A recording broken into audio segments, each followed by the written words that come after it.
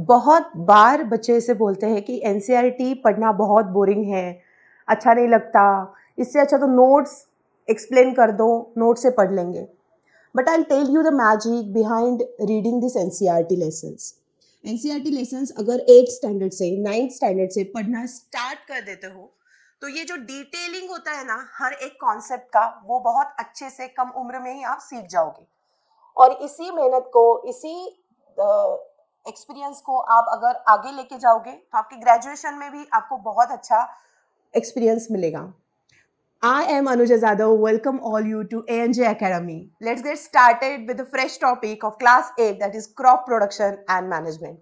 और ये थोड़ा इंटरेस्टिंग बनाने के लिए खुद ही एनसीईआरटी के लोगों ने इसे बहुत अच्छे से फ्रेम किया है। जैसे Boojho and Paheli, these are two characters, those are just having conversation, and through that the whole lesson is going to be finished. Let's get started. Line by line पढ़ेंगे, अच्छे से पढ़ेंगे, ताकि आपको ये पूरा concept crop production and management का समझ में आ जाए।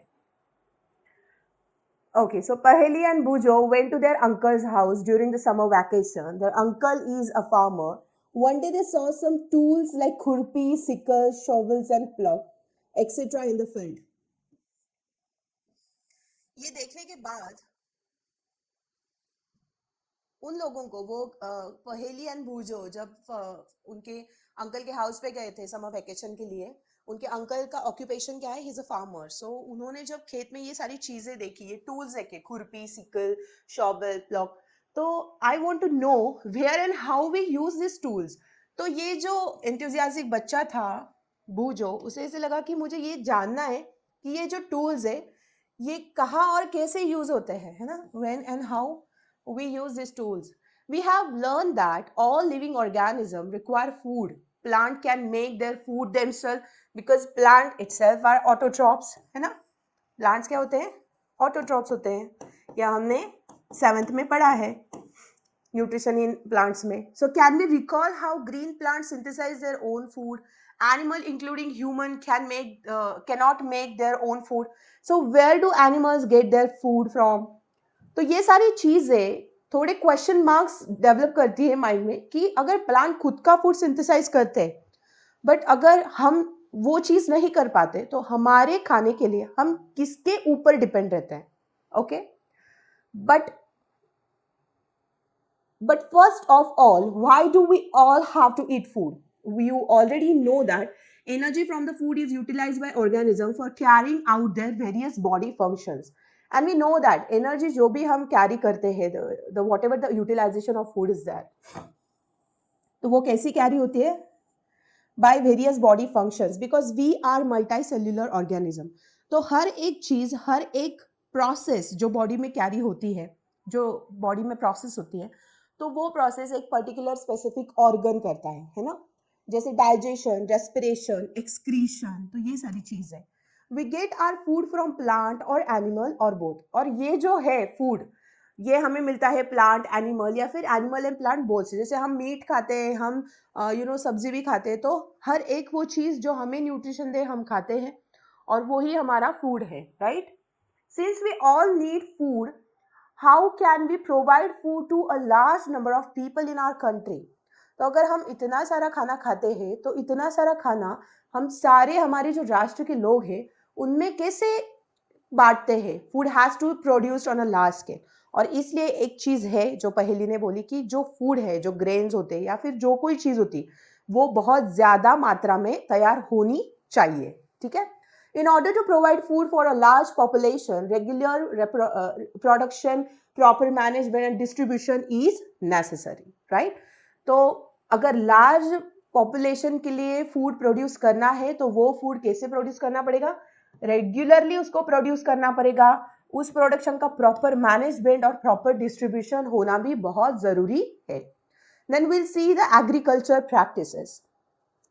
Agriculture practices actually emphasizes some kind of processes that actually happen on the farm for the production of large scale of crops. Okay, तो बहुत ज्यादा मात्रा में धान बनाने के लिए जब हम कोई प्रोसेसेस फॉलो करते हैं हमारे फार्म पे, हमारे खेत में, तो उसे बोला जाता है एग्रीकल्चर प्रैक्टिसेस।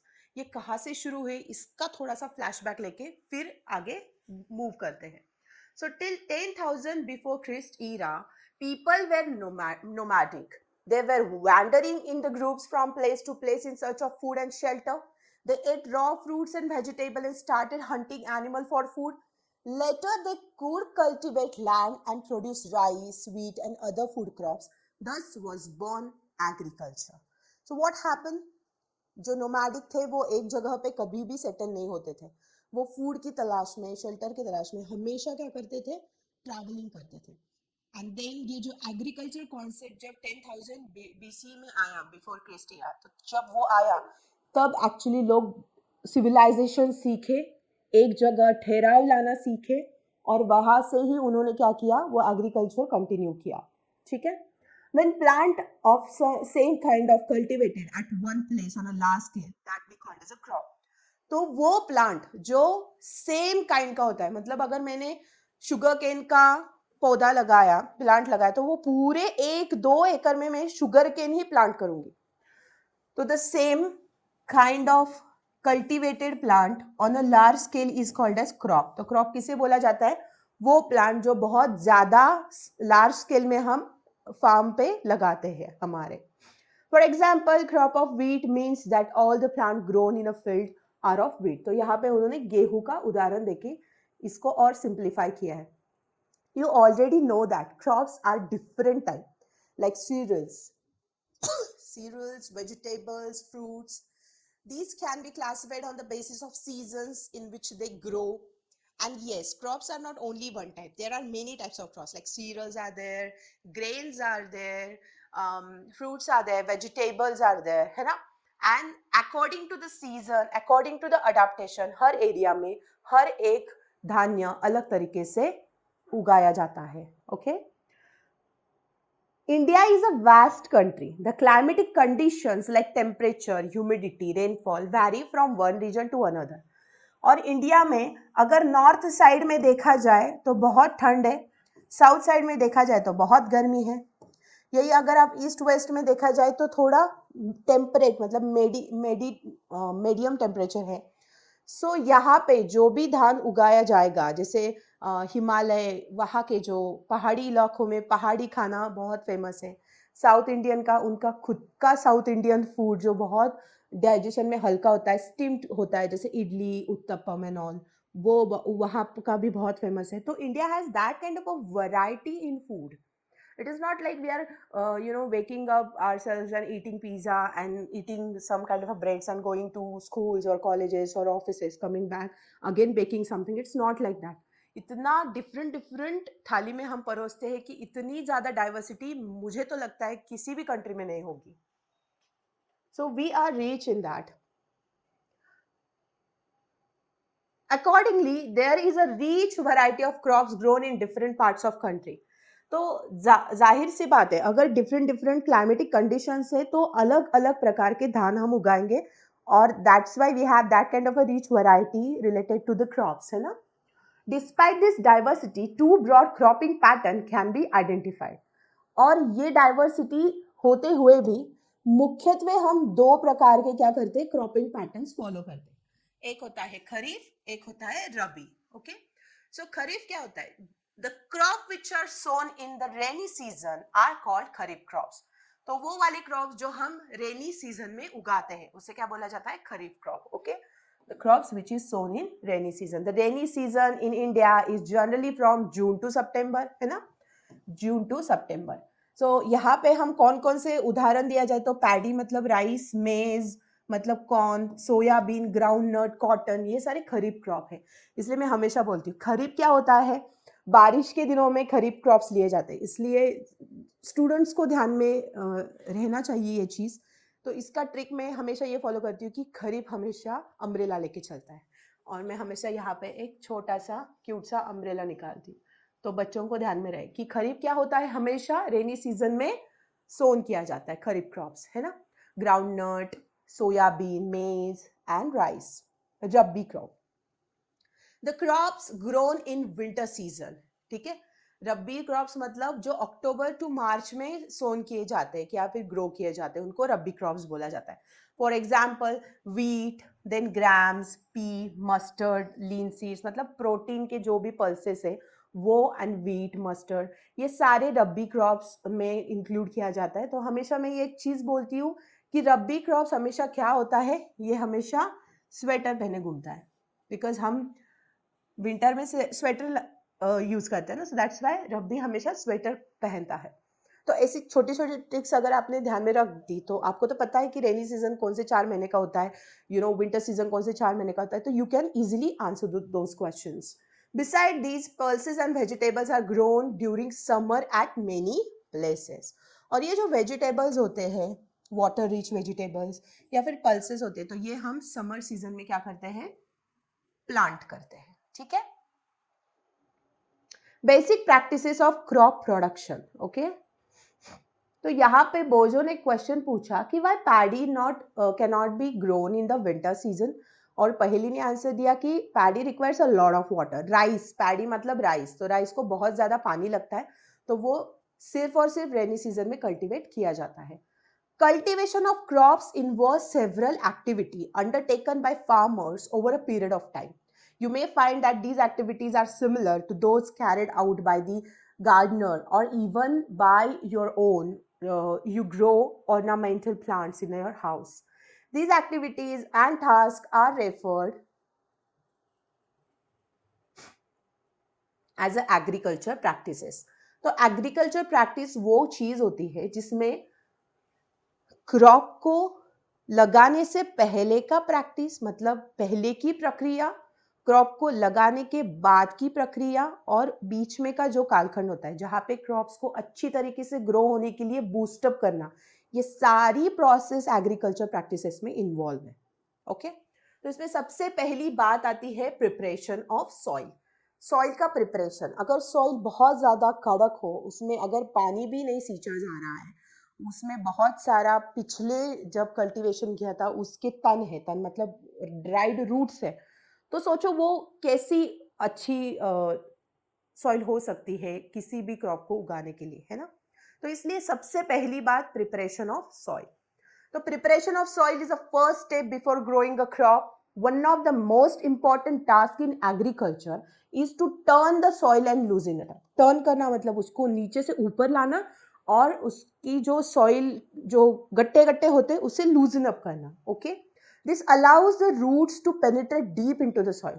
और ये क्या करेगा फिर, जब मिट्टी अच्छी खासी पूरी खुल जाएगी, तो जो रूट्स है वो डीपर मैनर में नीचे जा सकते हैं फॉर देयर न्यूट्रिशन, और वो अच्छा खासा पेड़ क्या कर सकते हैं, बढ़ा सकते हैं।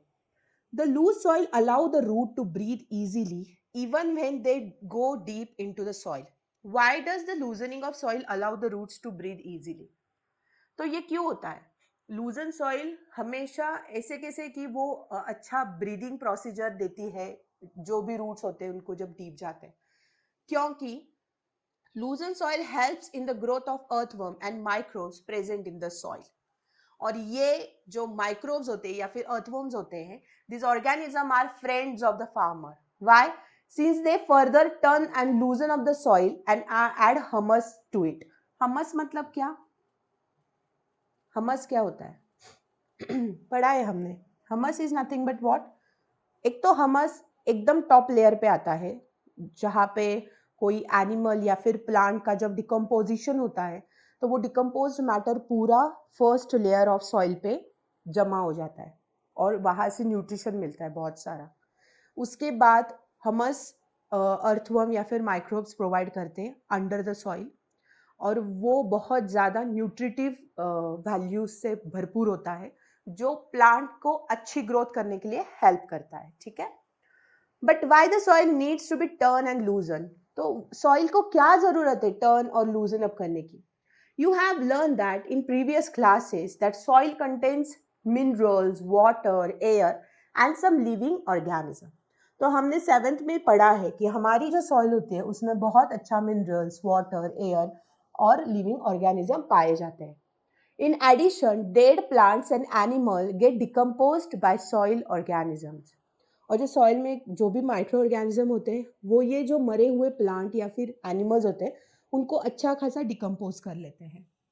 In this way various nutrients in the dead organism are released back to the soil, और उनकी बॉडी में जो भी न्यूट्रिशन रहेगा वो पूरा का पूरा वो डेड ऑर्गेनिज्म का अगेन सॉइल में मिक्स हो जाएगा. These nutrients are again absorbed by plant, and whatever the nutrients are there, those are decomposed, that will be absorbed by the plant. Since only few centimeters of the top layer of soil supports plant growth, तो आपको मैंने बताया कि हमस का जो सिर्फ क्या होता है, 1 सेंटीमीटर का लेयर होता है, तो वो लेयर सॉइल को सपोर्ट करता है प्लांट ग्रोथ के लिए, मतलब सॉइल सपोर्ट करती है प्लांट ग्रोथ के लिए. Turning and loosening of soil brings the nutrient rich soil to the top so that plant can use this nutrient. तो जो अंदर की न्यूट्रिशन है जो उन्होंने होल्ड करके रखी है बहुत दिनों से, सालों से, तो वो टर्न करने के बाद प्लांट यूज करते हैं अपने न्यूट्रिशन के लिए. Thus, turning and loosening of soil is very important for cultivation of crop. और इसीलिए सॉइल की टर्निंग या फिर लूजनिंग क्रॉप्स के लिए बहुत अहम भूमिका निभाते हैं. The process of loosening and turning of soil is called as tilling and clogging, or the process which actually performs this loosening and turning of soil, that we called as a tilling or clogging. Okay. This is done by using a plough. और ये जो plogging होती है ये किससे होती है, ये प्लॉग से होती है. मतलब the tool which is used for ploughing or tilling the soil is nothing but plough. Okay, समझ में आ रहा है? वैसे तो बहुत इजी चैप्टर है, बट थोड़ा थोड़ा अगर एक बार, दो बार, तीन बार एनसीईआरटी अच्छे से करोगे, then you will be very superior with this chapter. Ploughs are made up of wood or iron. और ये जो प्लॉग्स होते हैं ये एक तो वुड से या फिर आयरन से बनते हैं. If the soil is very dry it may need watering before plogging. और अगर सॉइल बहुत ज्यादा ड्राई होगी तो हो सकता है उस सॉइल को आपको वाटरिंग भी करना पड़े प्लॉगिंग से पहले. The ploughed field may have big clumps of soil called as crumbs. और ये बड़े बड़े जो सॉइल में जो मिट्टी के गड्ढे होते हैं बड़े बड़े, उनको क्रम्स बोला जाता है. It is necessary to break this crumbs. और ये बहुत इंपॉर्टेंट होता है कि उसको हम ब्रेक करें. Levelling the field is beneficial for sowing as well as for irrigation. और ये जो फील्ड्स की लेवलिंग होती है तो ये बहुत जरूरी होती है किस चीज के लिए? एक तो पानी नीचे जाने के लिए, इरिगेशन मतलब वाटर सप्लाई करना. दूसरी चीज सॉइंग करने के लिए. अगर अच्छे से सॉ किया और वो अगर क्रम्बल्स उसमें नहीं होगे, पूरी ऐसी खिली खिली मिट्टी होगी, तो उसमें जर्मिनेशन भी बहुत अच्छे से स्पीड अप होता है. Levelling of soil is done with the help of leveller. और जो भी लेवलिंग होगी सॉइल की वो किससे होती है? With the help of leveller. Sometime manure is added to the soil before tilling. और कभी कभी क्या होता है, मैन्योर, मैन्योर मतलब जैसे ऑर्गेनिक फर्टिलाइजर जो हम बोलते हैं मैन्योर, काउ डग हो गया, या फिर आपने अगर बहुत अच्छा कंपोस्ट बनाया हो वो हो गया, तो वो डालने से क्या होता है, और अच्छी तरीके से टीलिंग होती है, और अच्छी तरीके से न्यूट्रिशन मिक्स होते हैं और प्लांट की ग्रोथ अच्छी होती है. This helps in proper mixing of manure with soil. और टिगलिंग में क्या होता है, वो प्रोसीजर में पूरी सॉइल नीचे से ऊपर मिक्स होती है. तो अगर उसमें आप मैन्योर डालेंगे तो मैन्योर भी अच्छे से क्या हो जाएगा, मिक्स हो जाएगा. And this will be beneficiary for the plant itself. The soil is moisten before sowing. और वो जो सॉइल होती है उसमें थोड़ा पानी या फिर उसको मॉइस्चर किया जाता है, उसको थोड़ा सा गीला किया जाता है सोइंग करने से पहले. सोइंग मतलब धान डालने से पहले उसे अच्छा खासा मॉइस्ट किया जाता है. I hope this part is completely clear. चलो अगले पार्ट पे बढ़ते हैं. Agricultural implements. एग्रीकल्चरल इम्प्लीमेंट्स मतलब अभी क्या क्या इम्प्लीमेंटेशन करना पड़ेगा. कभी कभी बहुत अच्छी काली मिट्टी होती है जो इतना तंग नहीं करती है अगर उसकी देखभाल पहले से ही अच्छी की जाए तो. कभी कभी नया फार्म लिया होता है, बहुत ज़्यादा वहाँ पे क्या होती है, क्रूसीफर्स मतलब ऐसी झाड़ या फिर ऐसे प्लांट्स होते हैं जो निकालना बहुत ज़रूरी होता है. तो हर एक इम्प्लीमेंटेशन हर एक सॉइल का डिफरेंट होता है. तो एक सिंपलर वे में देखेंगे कि यूजुअली क्या क्या एग्रीकल्चर इम्प्लीमेंटेशन किए जाते हैं. Before sowing the seed it is necessary to break soil clumps to get better yield. तो सबसे पहली बात, आपके जो बड़े बड़े मिट्टी के ढीग होंगे उसको पूरा रफाचक कर देना. This is done with the help of various tool. तो इसको हम कैसे पूरा मैनेज कर सकते हैं? with the help of what? The main tool used for this purpose are plough, hoe and cultivator. तो ये जो तीन चीजें हैं, ये तीन चीजों से, इस तीन टूल से हम क्या कर सकते हैं? वो क्रम्स को पूरा का पूरा वैनिश कर सकते हैं.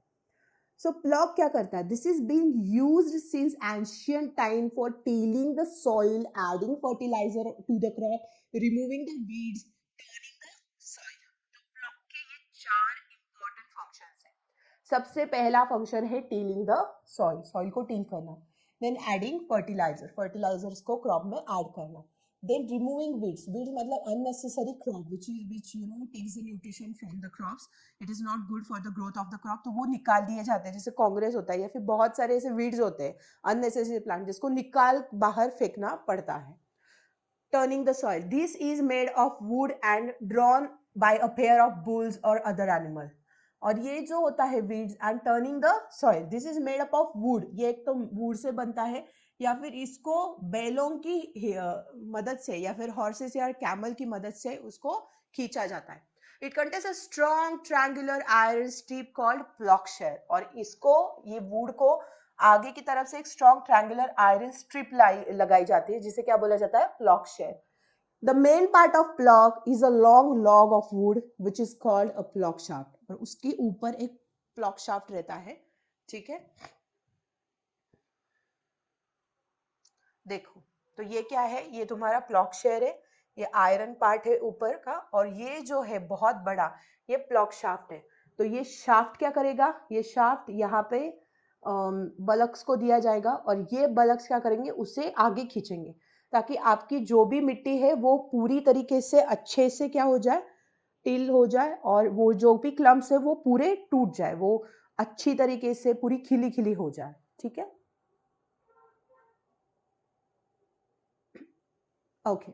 The other end is attached to the beam that is placed on bullock's neck. और फिर वो बीम को अटैच की जाती है ऐसे.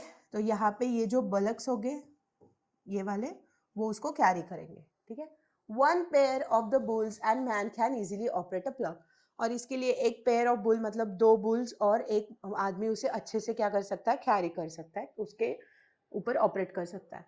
The indigenous wood plough is increasingly being replaced by iron ploughs nowadays. और ये जो वुड प्लॉग है ये अभी इजीली क्या करते हैं? आयरन प्लॉग में उन्होंने क्या किया है? उसको रिप्लेस किया है. ठीक है, तो आजकल हम वुडन का नहीं यूज करते, आयरन का यूज करते हैं. Hoe, it is important tool which is use for removing weeds and loosening of soil. तो ये टूल क्या है होए? ये बहुत इंपॉर्टेंट है बिकॉज इसके हिसाब से ये क्या करता है? जो वीड्स है वो निकालने में और सॉइल को लूजन करने में हेल्प करता है. It has a long rod of wood or iron, a strong broad and bent plate of iron which is fixed at one of the end. तो ये बेंट प्लेट है जो ये एक जगह फिक्स्ड है, और ये पूरा ये बीम है, और ये पूरा लॉन्ग रॉड क्या कैरी कर रहा है? ये बेंट प्लेट को और ये बीम को कैरी कर रहा है. यहाँ के ऊपर आपको हैंडल है और ये हैंडल को ग्रिप आने के लिए ग्रिप भी है. So this is what the होय इज.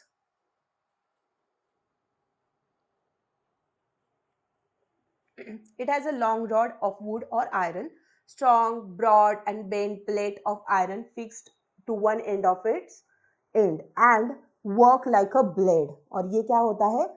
ये जो बेंट प्लेट है ये ब्लेड जैसा वर्क करता है. ठीक है, it is pulled bye animal, और ये हम एनिमल के साथ क्या कर सकते हैं? इसको यूज कर सकते हैं. It is been carried by the animals.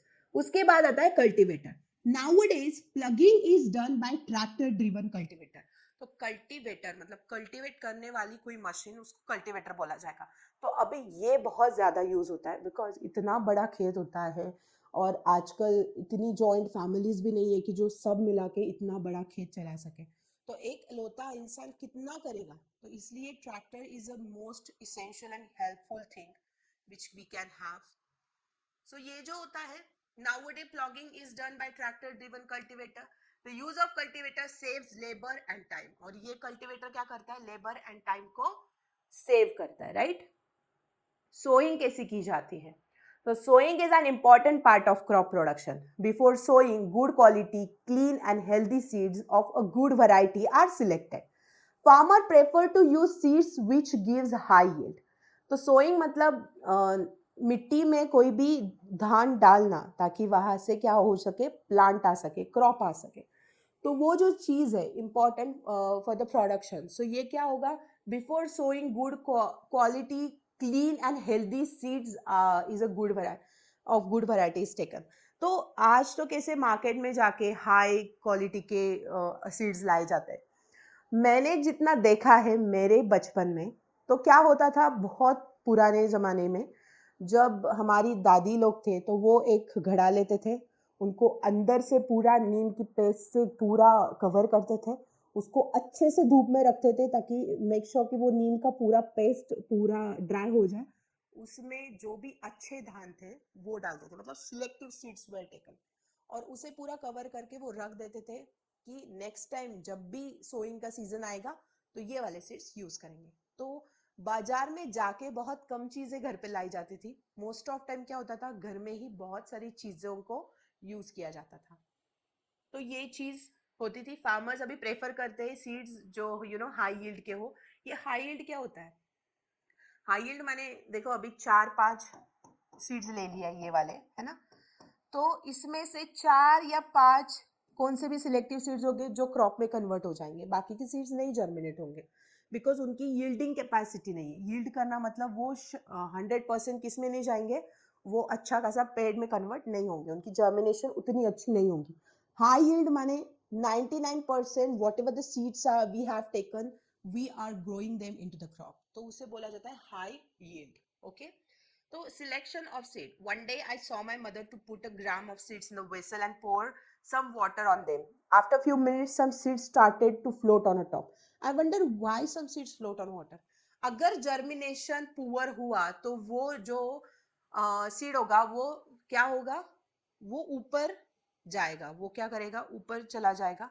कभी कभी क्या होता है, अंदर में कीड़े चले जाते हैं, वो पूरा अंदर से उस सीड को खा जाते हैं, तो वो वैसे भी हॉलो हो जाता है और वो ऊपर जाके क्या होता है, फिर फ्लोट होना स्टार्ट होता है। ठीक है, सो जिनकी जर्मिनेशन कैपेसिटी खत्म हो चुकी है या फिर वो जर्मिनेट करने के लायक नहीं है, वो ऐसे भी सीड्स क्या होते हैं, ऊपर आ जाते हैं। ठीक है, so are their seeds which float on water, would those be lighter or heavier than those of which sink? Why would they be lighter? Damaged seeds become hollow and thus they are lighter. तो जो भी damage seeds होते हैं वो कैसे होते हैं, वो हॉलो हो जाते हैं बीच में और वो फिर लाइटर हो जाते हैं। ठीक है, therefore they float on water, इसलिए वो क्या करते हैं, वाटर पे फ्लोट होते हैं।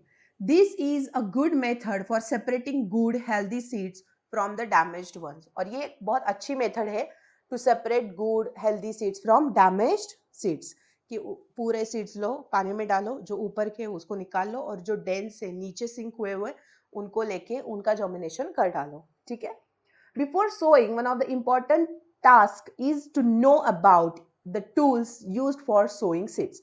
तो ट्रेडिशनल टूल क्या थी सोइंग सीड की, सीड सो करने की? The tool use traditionally for sowing seed is shaped like a funnel.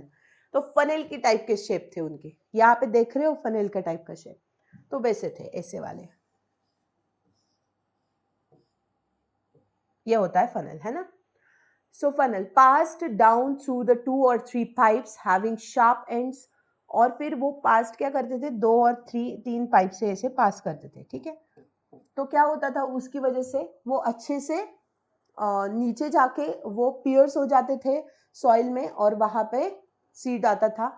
वो जो सीड आता था उसका भी जो डिस्टेंस था वो कैसे था, इक्वी डिस्टेंट था। तो अगर इक्वी डिस्टेंट पे सीड्स अगर सो किए जाए तो वो जो जब कल्टीवेशन होगा तो they won't fight for the nutrition, because उनके एरिया में उनको अच्छा खासा न्यूट्रिशन मिल रहा है। बहुत पास पास में हो गए तो then they will be fight for the nutrition, it will be like that.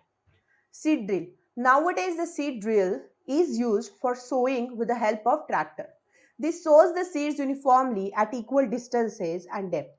It ensures that seeds get covered by the soil after sowing. This protects seeds from being eaten by bird. तो seed drill क्या करता है, ये seed drill है, तो ये अच्छा खासा क्या करता है, ये ट्रैक्टर को लगा के फिर वो यूनिफॉर्मली इक्विडिस्टेंट और अच्छी खासी डेप्थ में वो डाला जाता है। तो क्या होता है, उससे ये जो सीड होता है ना, ये सॉइल से कवर होता है, और अगर सीड सॉइल से कवर हो तो उसको पंछी खा नहीं सकते, है ना, पंछी क्या कर नहीं सकते, खा नहीं सकते. This protect seed from being eaten by bird as well. Sowing by using a seed drill saves time and labour. और अगर सीड ड्रिल से आप सीड सो कर रहे हो तो आपका टाइम और आपकी लेबर कॉस्ट भी क्या हो जाएगी, बहुत ज़्यादा सेव हो जाएगी. There is a nursery near my school. I found that little plants were kept in small bags. Why are they kept like this? Seeds of few plants, such as a paddy, for the first grown in a nursery. When they grow into seedling, they transplanted the field manually. Some forest plants and flowering plants are also grown in the nursery. तो भूजों का ऐसा मानना था कि बाबा जब rice को उगाने की बात आती है तो राइस लगाया एक जगह पे जाता है, फिर उसे निकाल के दूसरी जगह पे प्लांट किया जाता है. ऐसे क्यों? तो इसका आंसर है कि कुछ राइस हो गया या फिर दूसरी 2-3 प्लांट्स हो गए टमाटो जैसे, तो उनको निकाल के दूसरी जगह पे प्लांट करने के बाद ही उनको क्या आता है, you know, they bear seeds, they bear a fruit. Okay, मतलब they bear a fruit, they bear a flower. Okay. Appropriate distance between the seeds is necessary to avoid overcrowding of plant, because अगर बहुत बीच बीच में crowding में अगर seeds लगाए जाए तो उनको न्यूट्रिशन के लिए कंपटीशन करना पड़ता है. ठीक है. This allow plant to gate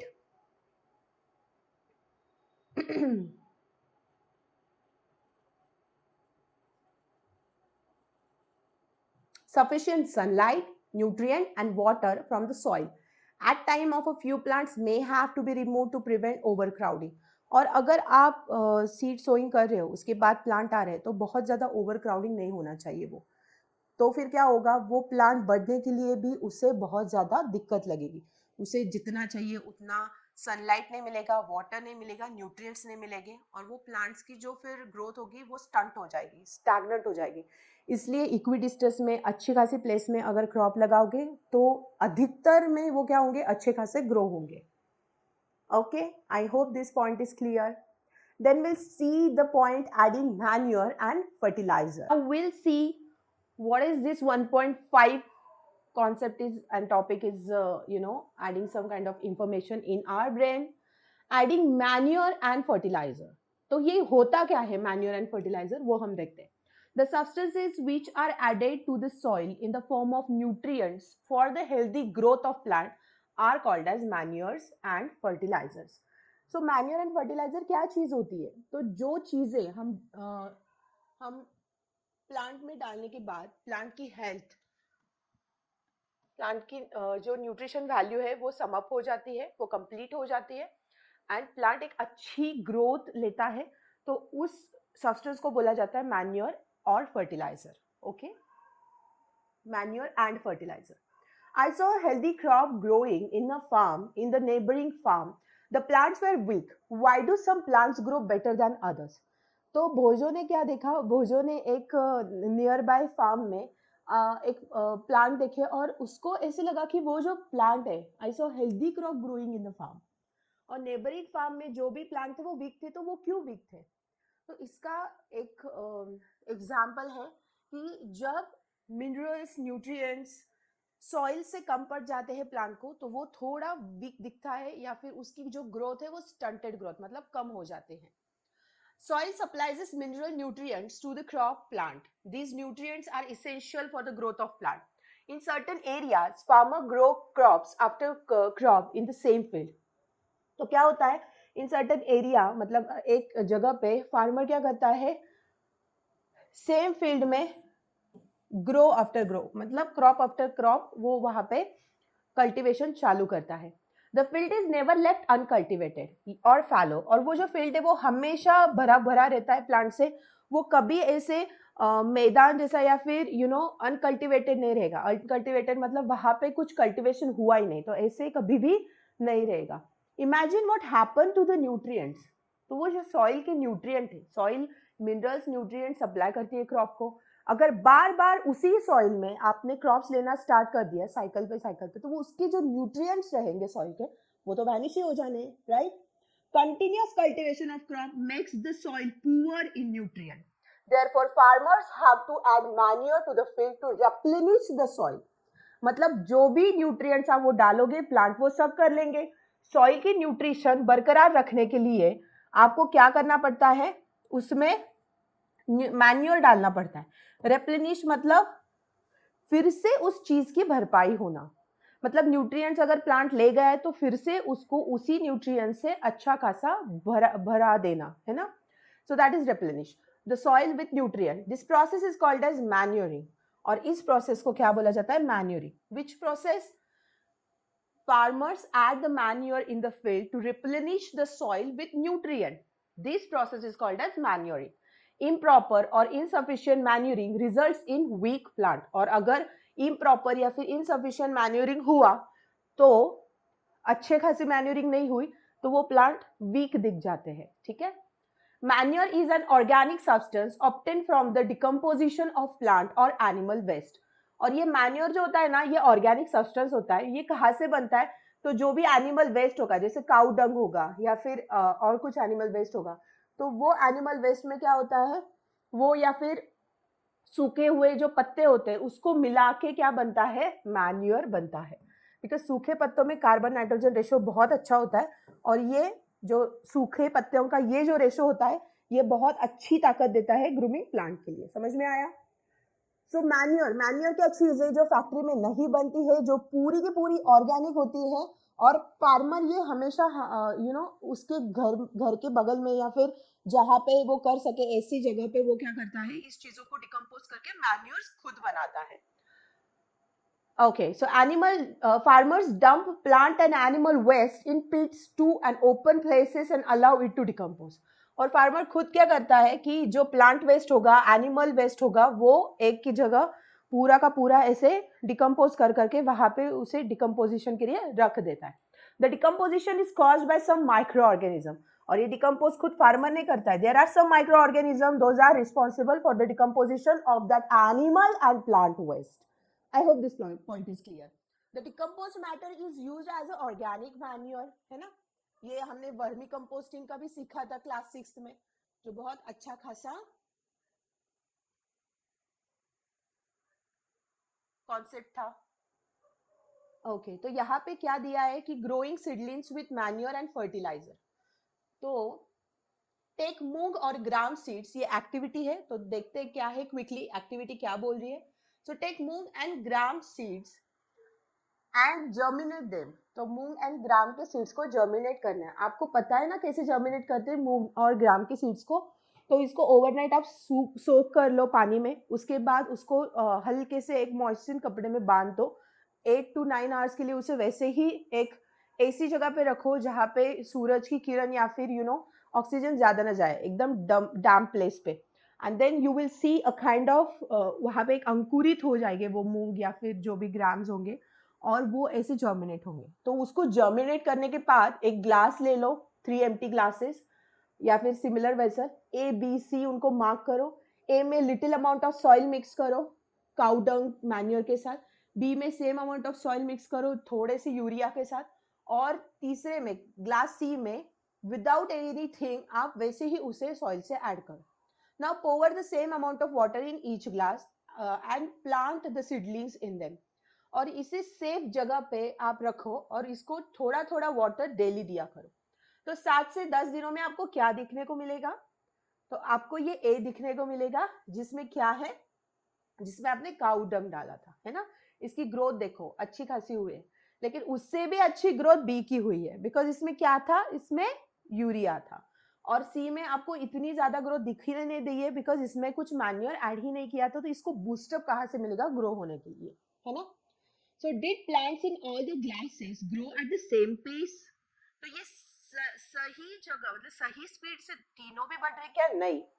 इसमें जो डिफरेंस आपको दिखाई दे रहा है ये सिर्फ और सिर्फ मैन्योर का काम है. मैन्योर इतना अच्छे से बूस्ट करता है प्लांट की ग्रोथ को. फास्ट इन ग्रोथ हो जाती है, हेल्दी प्लांट्स रहते हैं, इसलिए manure and fertiliser are essential. Better growth of plant in which glass was the growth fastest. Fertilizers are chemicals which are rich in particular nutrient. तो अभी manure तो हमने देखा कि वो एनिमल एंड प्लांट का वेस्ट का बना हुआ रहता है. बट ये फर्टिलाइजर क्या चीज होती है? तो फर्टिलाइजर जो होते हैं वो केमिकल्स रहते हैं और उनमें कुछ पर्टिकुलर न्यूट्रिएंट्स का जो मात्रा होती है वो बहुत अच्छी होती है. Fertilizers are produced in factories. Some example of fertilizers are urea, उसके बाद ammonium sulphate, super phosphate, potash, NPK, NPK मतलब nitrogen, phosphorus and potassium.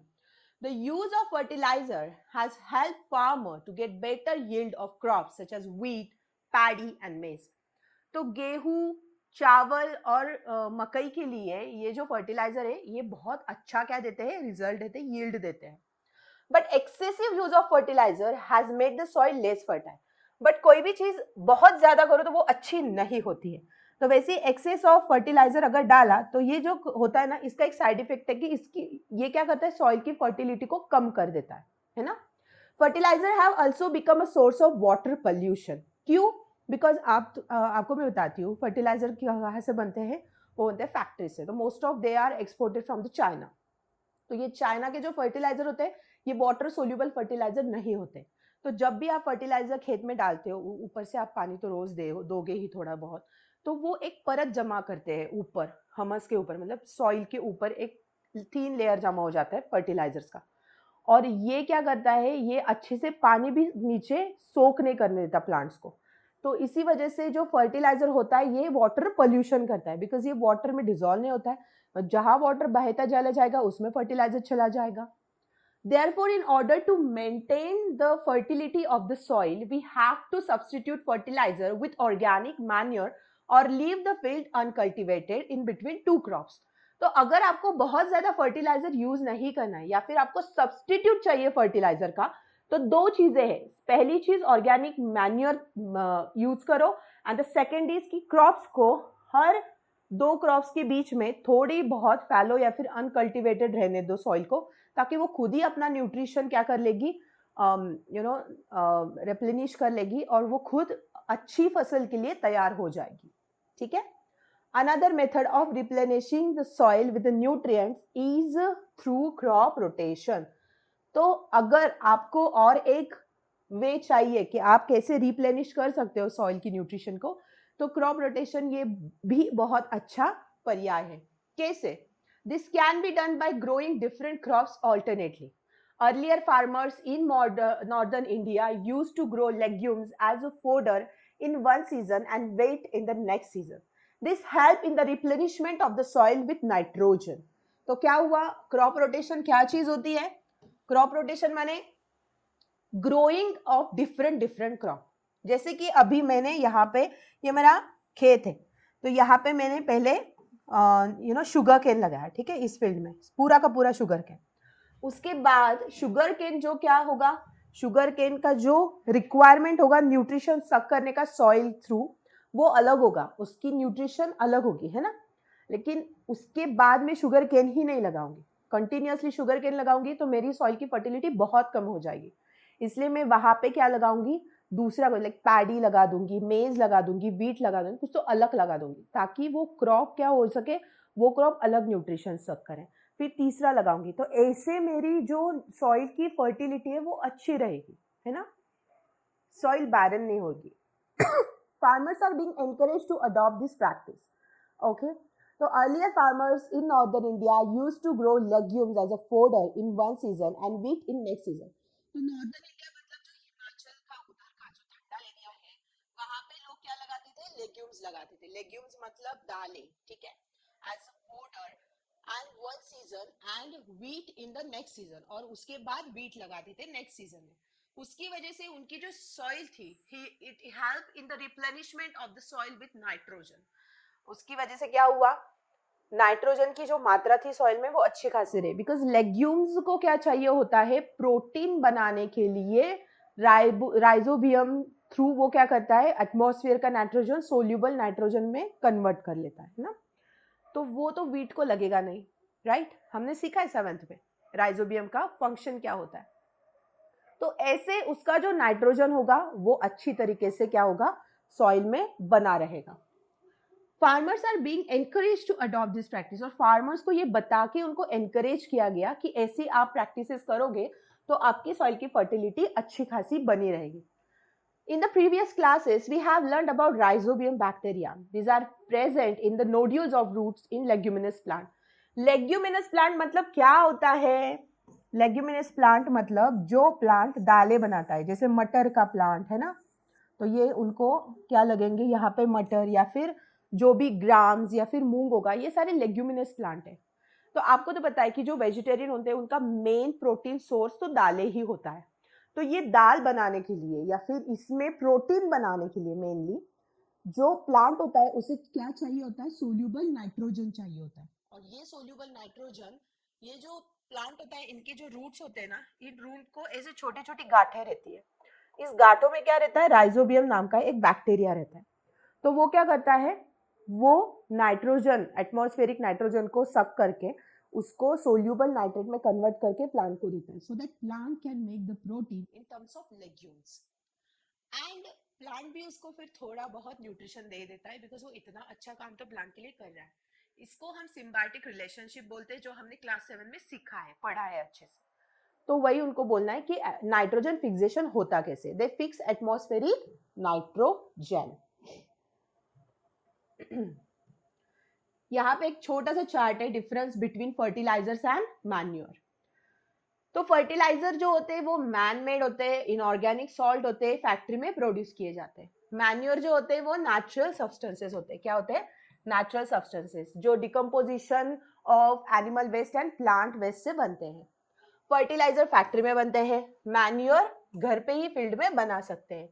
Fertiliser को does not provide any humus to the soil. Fertiliser कभी कोई humus provide नहीं करता soil के लिए, बट यस मैन्योर हमेशा लॉट ऑफ हमस सॉइल को देता है, प्रोवाइड करता है। Fertiliser are very rich in plant nutrients like nitrogen, phosphorus and potassium, जो हमने एनपीके सीखा ना वो। मैन्योर जो होते हैं वो रिलेटिवली लेस रिच होते हैं प्लांट न्यूट्रिएंट्स में। बट देखो मेरी तो एक मतलब ये मेरा विजन है कि परसेप्शन है कि जब भी हम कोई ऑर्गेनिक चीज यूज करते हैं, जब भी हम कोई ऑर्गेनिक चीज इंट्रोड्यूस करते हैं, उसका रिजल्ट थोड़ा लेट मिल जाता है, बट वो अच्छा खासा रहता है, वो हेल्थ को कोई नुकसान नहीं पहुंचाता। बट ये जो फर्टिलाइजर डाल डाल के हम जो धान उगा रहे हैं, उसकी वजह से जो न्यू जनरेशन आ रही है उनमें बहुत सारी डिफिशियंसी पाई जा रही है ना। और वो चीज अच्छी बिल्कुल भी नहीं है।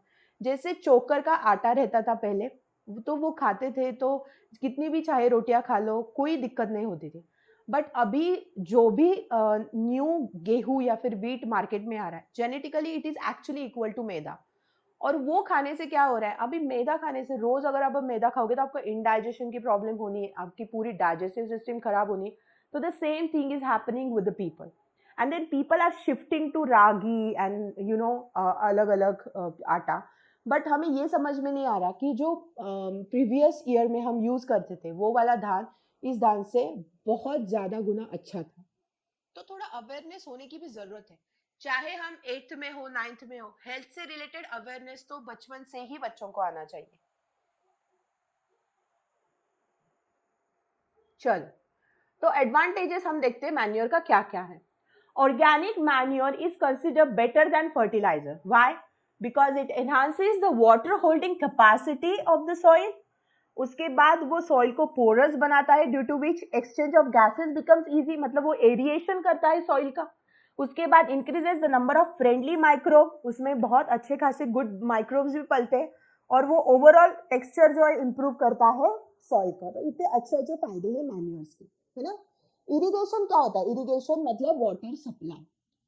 तो जैसे हमें वाटर चाहिए होता है, वैसे प्लांट को भी क्या चाहिए होता है, वाटर चाहिए होता है। तो इतनी बड़ी फार्म के लिए इरिगेशन सिस्टम अच्छी खासी होना बहुत जरूरी है। All living beings need water to live. Water is important for proper growth and development. Water is absorbed by the plant roots. Along with water, minerals and fertilizer भी क्या होते हैं, absorb होते हैं। तो ये तो पूरा water का importance है कि water क्या क्या करता है। Plant contains nearly 90% water, है ना। Water is essential because germination of seeds does not take place under dry condition. तो इसका मूल ही वाटर से स्टार्ट होता है। सीड को जब जर्मिनेशन आता है तो वो किससे आता है, वाटर से आता है। वो अकेला हो सकता है क्या जर्मिनेशन, पॉसिबल ही नहीं। Nutrients dissolve in water are transported to each part of the plant. और जो भी न्यूट्रिएंट्स होते हैं जो वाटर में डिसॉल्व होते हैं, वो नीचे वाटर के साथ चल के क्या करते हैं, प्लांट को अच्छे से न्यूट्रिशन प्रोवाइड करते हैं। Water also protects the plant from the Frost and hot air current. और जो गर्म हवाएं होती है या फिर गर्म फ्यूम्स होते हैं, तो उससे भी वाटर क्या करता है, प्लांट को बचाता है। To maintain moisture of the soil for healthy crop growth, fields have to be watered regularly. और अच्छा खासा मॉइस्चर बनाने के लिए, अच्छा हेल्दी क्रॉप ग्रोथ करने के लिए हमें वाटरिंग करना रेगुलरली फील्ड्स को बहुत अनिवार्य है। The supply of water to crops at irregular interval is called as irrigation. और वाटर सप्लाई जो होता है क्रॉप्स को हमेशा at equal or regular interval of time, उसे क्या बोला जाता है, that we called as a irrigation. The time and frequency of irrigation varies from crop to crop, soil to soil, season to season. In summer, the frequency of watering is higher. तो crop को उसके हिसाब से अगर बहुत ज्यादा, जैसे paddy हो गया, राइस हो गया, राइस को तो बहुत ज्यादा वाटर चाहिए होता है। बट अगर कुछ अलग क्रॉप्स की, माने ड्राई क्रॉप्स की बात करें, तो उनको जैसे बाजरा वगैरह हो गया, तो बारले हो गया, उनको इतना ज्यादा वाटर नहीं लगता है। तो क्रॉप पे, सॉइल पे भी डिपेंड करता है, सीजन पे भी डिपेंड करता है कि वाटर की क्वांटिटी कितनी होनी चाहिए देने की। In some other frequency of water is higher, और हाँ बेशक समर में पानी तो ज्यादा लगेगा ही। Why it is so? Could it be due to the increase rate of evaporation of water from the soil and leaves? तो उन्होंने एक क्वेश्चन खड़ा कर दिया कि इवोपरेशन ज्यादा होता है समर में, इसलिए सॉइल और लीव्स से वाटर ज्यादा चाहिए होता है क्या? I am very careful this year about watering my plant. Last summer my plant dried up and died. So watering जो होता है वो बहुत important होता है, किस चीज के लिए? प्लांट के ओवरऑल ग्रोथ के लिए, है ना, वरना प्लांट तो मर जाएंगे। तो बहुत सारे टाइप्स होते हैं वाटर सप्लाई करने के। The sources of water for irrigation are wells, wells मतलब जो कुआं होता है वो, tubewells, ponds, lakes, river, dams and canal. तो ये इतने सारे सोर्सेस है वाटर सप्लाई करने के लिए, ठीक है। Traditional method of irrigation, the water available in wells, lake and canal is lifted up by different method. तो जो वेल्स, लेक्स और कैनाल में वाटर होता है उसे लिफ्ट करके फिर उसको खेत में डाला जाता है by different methods in different regions for taking it to the fields. Cattle or human labor is used. और उसे सींचने के लिए क्या किया जाता है, मैन पावर या फिर कैटल पावर यूज किया जाता है। So these methods are cheaper but less efficient. तो इतना ज्यादा वो इफिशिएंट नहीं है, ताकि वो चीप है, मतलब वो कॉस्ट इतना नहीं लेते, बट वो इतना इफिशिएंट नहीं है। तो छोटा सा खेत हो तो ठीक है, बट बहुत बड़ा खेत हो तो वहां पे आप दिन भर पानी नहीं डाल सकते। आप जितना पानी आज डालोगे कल उतना ही डालना है, तो वो इफिशियंसी मेंटेन नहीं होती है। इसीलिए फिर बाकी के जैसे मोट आ गई, चेन पंप आ गया, तो ये आप बड़े बड़े फार्म्स में यूज कर सकते हो। यहाँ पे देखो मोट है, मोट से वो पानी खींच रहा है, पुली है वहां पे व्हील को, ये चेन पंप है, ताकि यहाँ पे जैसे वो चरखा चलाएंगे वैसे वो बाल्टी से, कुएं से पानी निकाल के फिर वो पानी डायरेक्टली खेतों में चला जाएगा। और यहाँ पे ढेकली भी है, जो क्या करते हैं, ये छोड़ने के बाद ये जो बकेट है वो नीचे चली जाएगी और फिर ऊपर पानी लेके आएगी। तो ढेकली एंड रहाट, रहाट क्या होती है, ये वाली रहाट होती है जहाँ से बहुत सारी क्या की है उन्होंने, बाल्टी लगाई है, और वो बाल्टी पानी लेके सींच के वो फिर डालेंगी, और ये काम करने के लिए यहाँ पे बेल लगाया है उन्होंने, ठीक है। So pumps are commonly use for lifting the water, that we know, because हमारे घर पे भी पंप है और वहां से ही हम पानी सींचते हैं, है ना। Diesel, biogas, electricity, solar energy is use to run the pump. और डीजल से, बायोगैस से, इलेक्ट्रिसिटी से या फिर सोलर एनर्जी से हम वो पंप चला के पानी निकाल सकते हैं। हमारे पास मॉडर्न मेथड्स भी है जिससे इरिगेशन होता है। तो ये मॉडर्न मेथड कौन से हैं? Very first is sprinkler method. Sprinkler method मतलब व्हाट? स्प्रिंकल, स्प्रिंकल मतलब पता होगा ना, आप ऐसे पानी लेते अगर समर में और ऐसे उसको स्प्रिंकल कर देते किसी के ऊपर, मजाक मजाक में, तो मतलब बहुत थोड़ा पानी यूज होता है, बट वो समझ में आता है कि हाँ बाबा ये वाटर ही है जो स्प्रिंकल किया हुआ है। This system is more useful on uneven land where the sufficient water is not available. अगर आपका एरिया ड्राई अप है, मतलब ज्यादा पानी नहीं है वहां पे, और जो लैंड है वो अनइवन है, मतलब प्लेन सरफेस नहीं है, थोड़ा ऐसे लैंड है आपका, तो वहां पे ये जो स्प्रिंकलर मेथड है वो अच्छी खासी यूज होती है। द perpendicular pipes having rotating nozzles on top are joined to the main pipeline at regular interval. तो क्या किया जाता है, अगर ये आपका फील्ड है, खेत है, तो यहाँ पे एक परपेंडिकुलर पाइप होता है जो प्लेन को, और ऊपर एक स्प्रिंकलर होगा और वो ऐसे घूमते रहेगा और पानी स्प्रिंकल करता रहेगा, ठीक है। Rotating nozzle, it gets sprinkled on the crop as if it is raining, और ये ऐसे स्प्रिंकल करेगा जैसे थोड़ी बहुत बारिश हो रही है। Sprinkler is very useful for lawns, coffee plantation and several crops. तो जो प्लांट बहुत ज्यादा बड़े नहीं होते, छोटे रहते हैं और उनको थोड़ी बहुत ऊपर से पानी देने की जरूरत होती है, जैसे कॉफी हो गया या फिर लॉन हो गया या फिर third one is given like coffee, loans and okay several crops जो थोड़े से हाइट में छोटे होते हैं, तो उनके लिए स्प्रिंकलर सिस्टम बहुत अच्छी होती है। उसके बाद आती है ड्रिप सिस्टम। ड्रिप सिस्टम कैसी होती है? In this system the water falls drop by drop directly near the root, so it is called as drip system. मतलब क्या?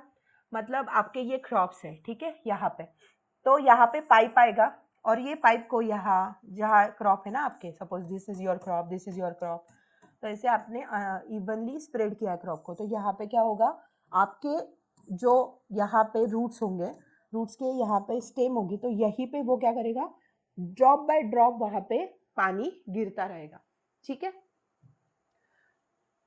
So it is called drip system. It is the best technique for watering fruit plant, gardens and trees. और ये बहुत अच्छी technique है जहाँ पे आपको बहुत बड़े बड़े पेड़ होंगे और पानी कॉन्टिन्यूसली वहां पे चलना चाहिए ताकि फ्रूट्स जो है वो अच्छा खासा पानी डेवलप कर सके पल्प फॉर्मेशन के दौरान।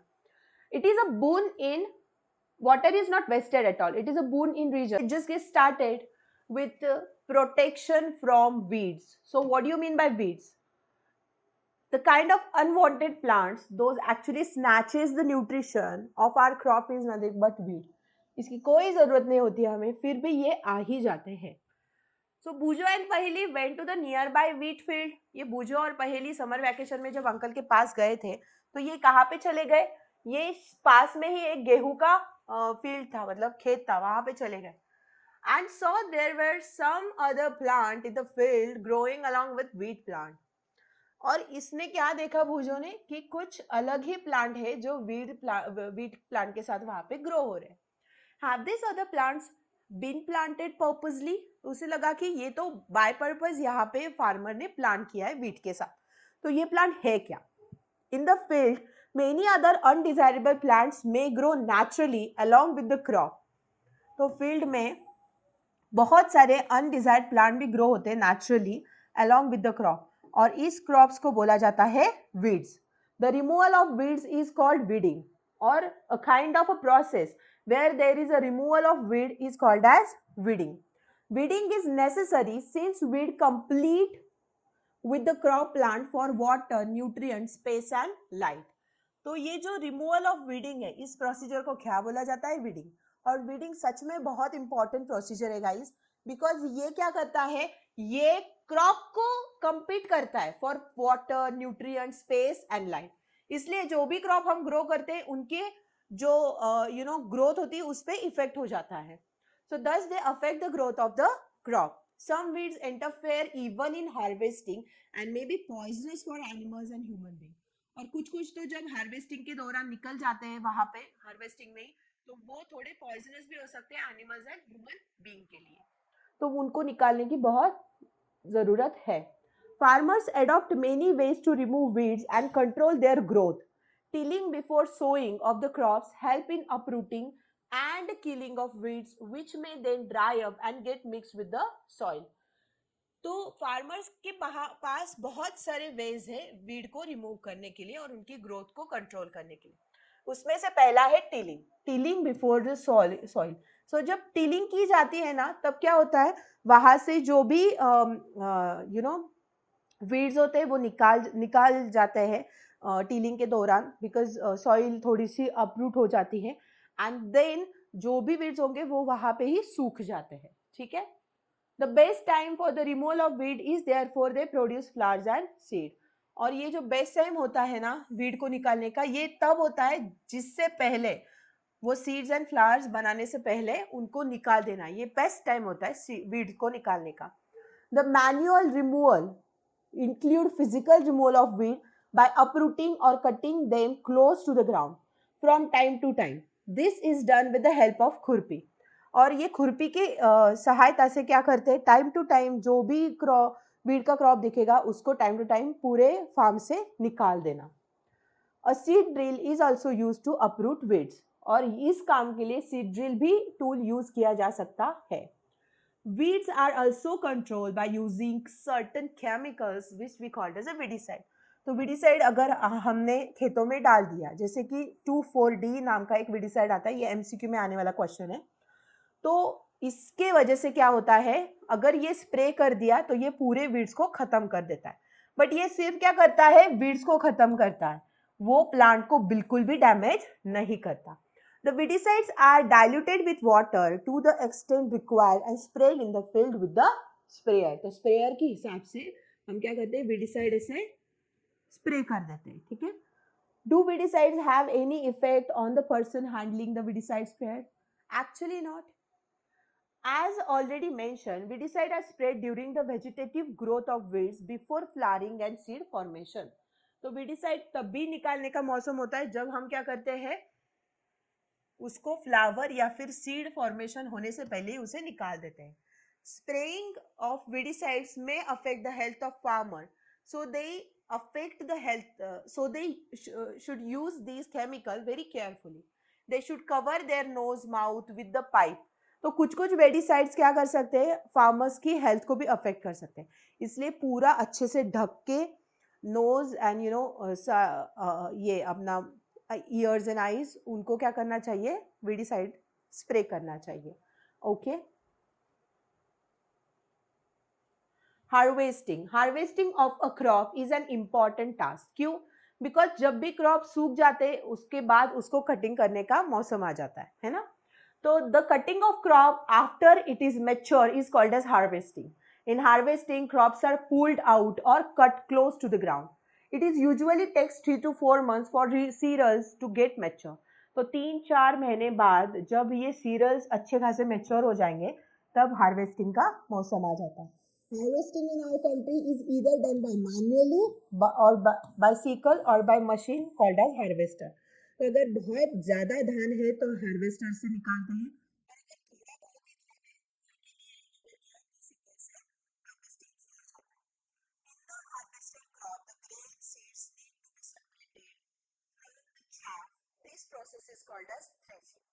थ्रेशिंग मतलब जो भी चैफ होता है, चैफ मतलब outer layer of the seed. ये गेहूं का सपोज दाना है तो इसके ऊपर क्या रहेगा, एक सख्त कवर रहेगा. उसको गेहूं को उस चैफ से निकालने की जो प्रोसीजर होती है तो उसे क्या बोला जाता है, threshing. This is carried out with the help of a machine which called combine. In fact the harvester as well as a thresher. तो उसे थ्रेशर भी बोला जाता है और अगर हार्वेस्टर एंड थ्रेशर हो तो उसे कंबाइन भी बोला जाता है. ठीक है, ये जैसा कंबाइन चार से भी निकाल देता है, हार्वेस्टिंग भी कर देता है. After harvesting some stubs are left in the field which are burned by farmer. Paheli is worried. She knows that causes pollution. It may also catch fire and damage the crops lying in the field. तो पहेली को तो बहुत tension आ गया कि जब ये बाकी का कचरा जलाते हैं तो वहां से तो एयर पोल्यूशन हो सकता है ना. तो ऐसी चीजें नहीं करनी चाहिए बट उनको करनी पड़ती है. ये बहुत जल्दी एब्जॉर्ब भी नहीं होता है प्लांट में चार, और फिर उसका डिकम्पोजिशन भी इतना अच्छा खासा नहीं होता है, वो बहुत अच्छा मैन्योर भी नहीं बनता है तो उसको लोग जला देते हैं. ठीक है. Farmers with a small holding of land do the separation of grain and chaff by winnowing. तो विनोइंग आपको पता होगा कि अगर बहुत कम धान है हमने निकाला है तो उसको मैन्युअली हवा की जो उल्टी दिशा है उससे क्या करते हैं, निकाला जाता है. तो हवा की दिशा से वो चाफ अलग और वो धान स्ट्रेट जाता है ना. Harvesting festival. After 3 or 4 months of hard work, there comes the day of harvest. The sight of golden fields of standing crops laden with grain fills the heart of farmers with joy and the sense of well being. The efforts of the past season have borne fruit, fruit, and it is time to relax and enjoy a little. The period of harvest is thus a great joy and happiness in all part of India. Men, women celebrate it with great enthusiasm. Special festivals associated with the harvest season are Pongal, Baisakhi, Holi, Diwali, Nabanya and Bihu. चाहे कितनी भी diversity हो India में, कहाँ पर भी, कौन से भी सीजन में, कैसे भी मौसम में, बहुत कड़ी मेहनत करके हर एक चीज से लड़के जब फार्मर अपने पीले सोने को देखता है, जो जब हार्वेस्ट होने वाला होता है, तो उसको एक अलग ही सुकून और अलग ही आनंद होता है, और वो आनंद हम फेस्टिवल के तौर पे मनाते हैं।